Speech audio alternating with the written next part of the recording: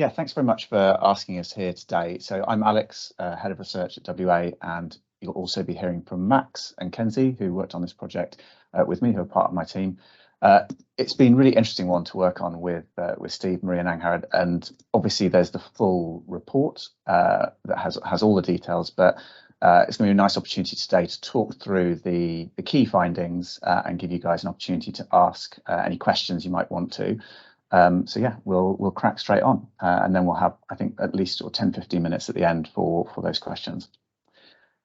So just to sort of set us up then, just wanted to give an overview of exactly what we did within this project. And there were three different strands that we took for different reasons.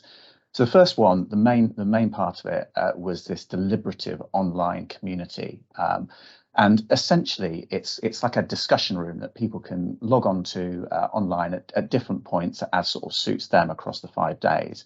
And what it enabled us to do was really get deep conversations going between them and give them more of an opportunity compared to a focus group or something like that, for example, to actually take in some new information that we were showing to them. Obviously, it's quite a niche topic, and we needed to give them the opportunity to think carefully about what actually might change, and so they could give an informed opinion either way. We used a range of different stimulus. We made some videos for them to watch. We showed them the arguments in different ways. So, it was a really interesting one. The second part, to make sure that we were capturing kind of people's views who maybe had increased or different needs, we did 5 depth interviews over the phone with people with particularly severe eye conditions.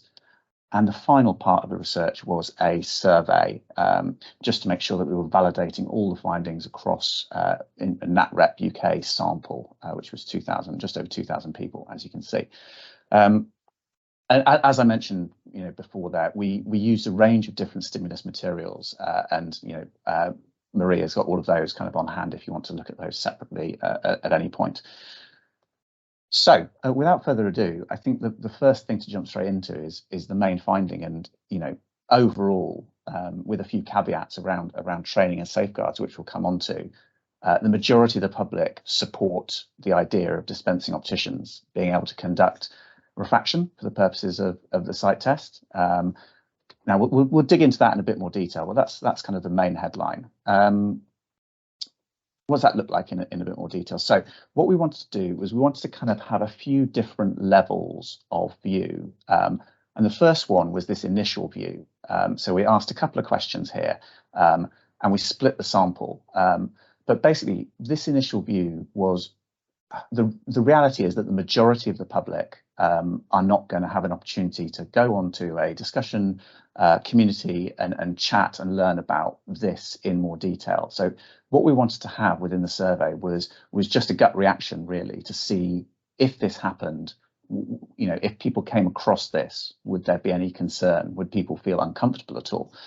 So what we wanted to do to kind of test that was split the sample in half. So half the sample saw the top statement, you can see there, the status quo, seeing an optometrist for both parts of the eye test, and the second half of the sample seeing the different kind of, seeing a dispensing optician for the refraction part, and then an optometrist for the eye health part of it.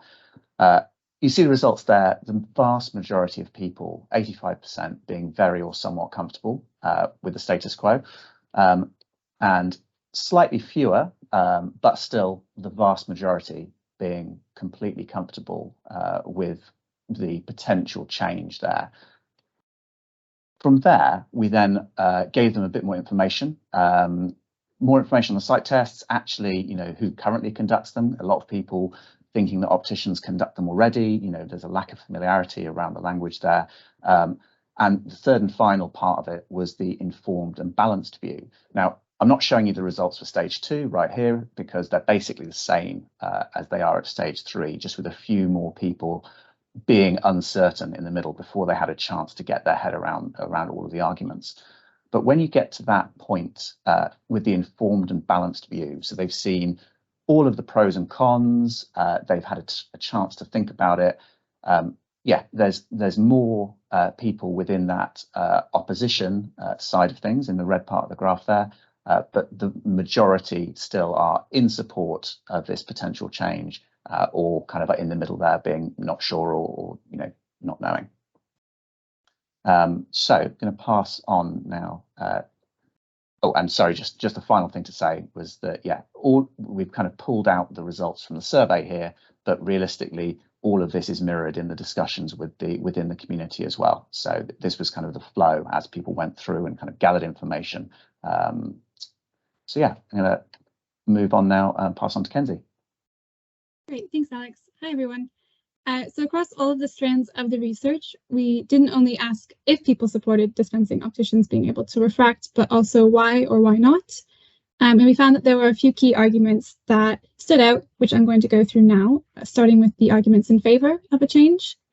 So in the survey, we asked those who supported a change to select up to 2 arguments that they found most persuasive for why dispensing opticians should be able to refract, which was out of the arguments that were shown to them in the video. And as you can see on the graph on screen, which has all of the arguments that were presented just in an abbreviated form, the most selected option was that optometrists could be freed up to deliver more clinical care, usually carried out by ophthalmologists, which could then allow those doctors to provide more medical care and then reduce hospital waiting lists potentially. So the well-known context of the ongoing pressures on the NHS and long hospital waiting lists seemed to play a fairly large role in shaping people's views. And then the next most selected options in the survey were more about practical considerations surrounding dispensing opticians' actual ability to refract. So these were that dispensing opticians could receive further training and accreditation, and that they already learn to refract for purposes other than sight tests. And we've highlighted these ones in blue just to note that they were selected by quite a few people in the survey, but in the online community, participants were less drawn to these arguments because they had considered them to be assumed or obvious. So instead, for the online community participants, they had a lot more time to really consider the arguments, and they came to focus more on the positive outcomes that could arise as a result of a change. And these all really focused on improving access to eye care. So as in the survey, the argument about optometrists being freed up was referenced again and again. We have a case study here with one of the individuals that we interviewed who had rod cone dystrophy and nystagmus, and she found this argument particularly convincing, as she herself had experienced long wait times to see eye care professionals. As she says in the quote that we've included here, sometimes when you need an appointment, there's up to 5 weeks of waiting, and by that time, if there's something significant going on, it could become worse. So by freeing up the time of optometrists, that could be prevented. So more generally, the online community participants were convinced by the possibility that more sight test appointments would become available, and that this would then improve access to sight tests in underserved areas. So again, improving access to eye care was viewed as a really important issue that would justify a change to how eye care is currently delivered.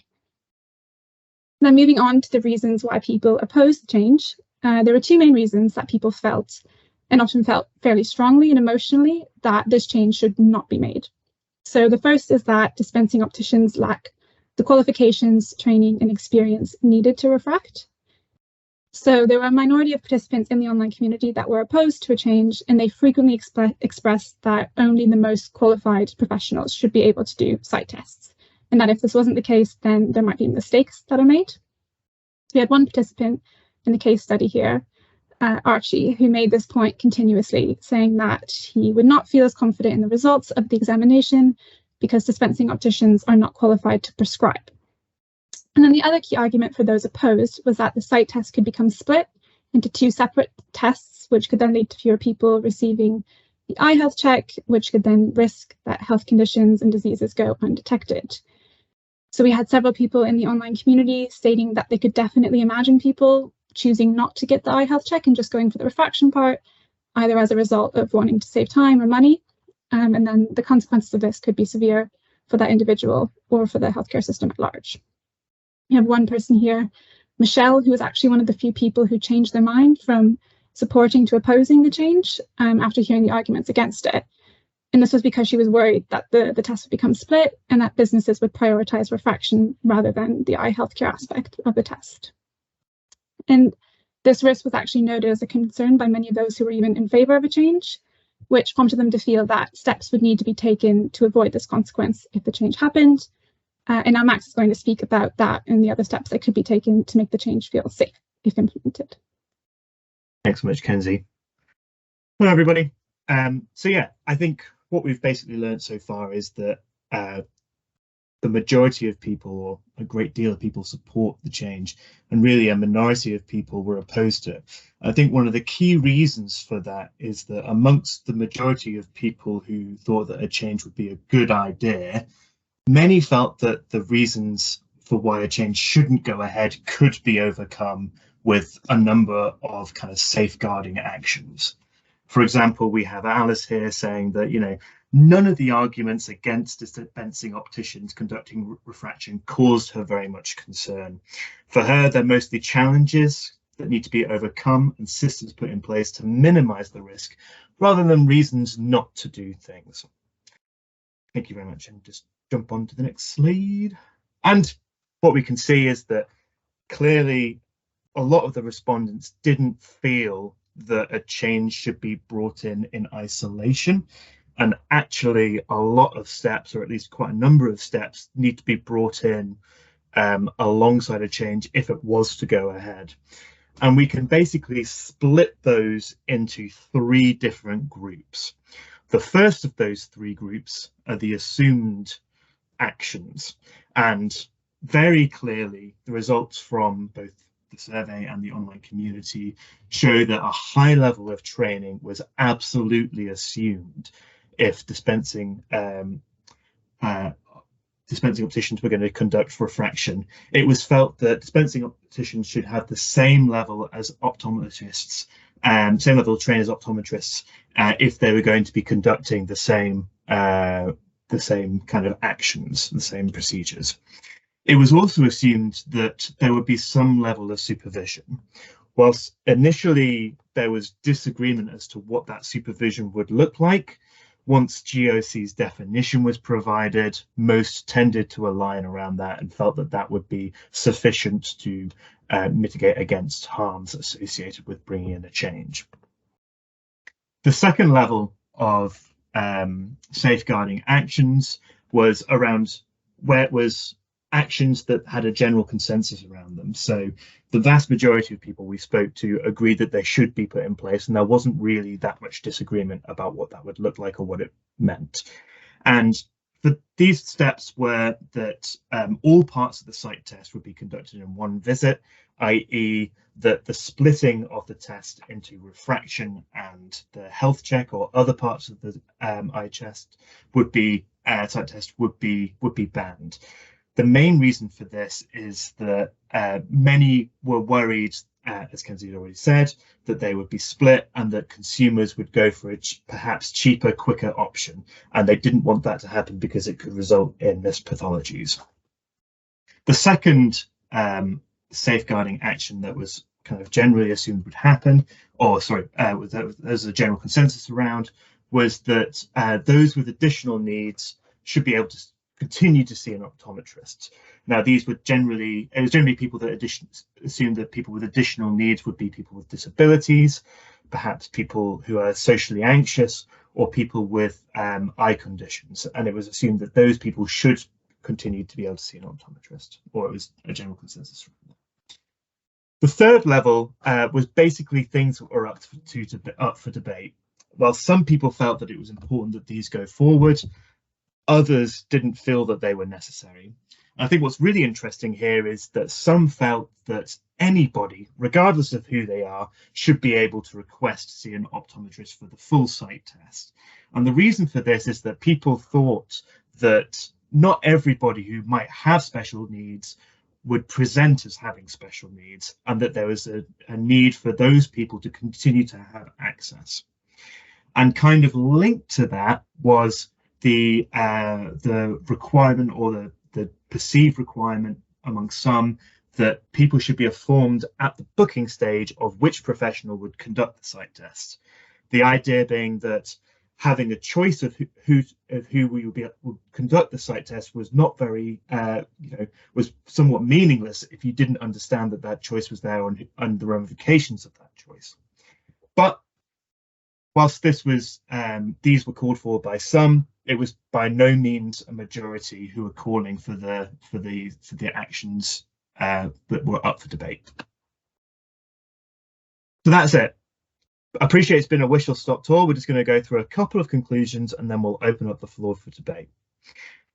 First of all, I think the research is fairly clear in showing that people support allowing dispensing opticians to conduct refraction as part of the sight test, and that's particularly the case if this change frees up more resources that the NHS can use. But minimizing harm or potential harm is key.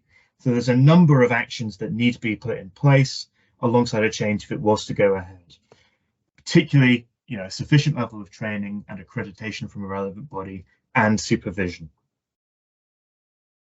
Next, we've got some actions that are kind of generally felt to be a good idea. So the GOC kind of could consider mitigating against the risk that sight tests become split, particularly by banning the splitting of that test.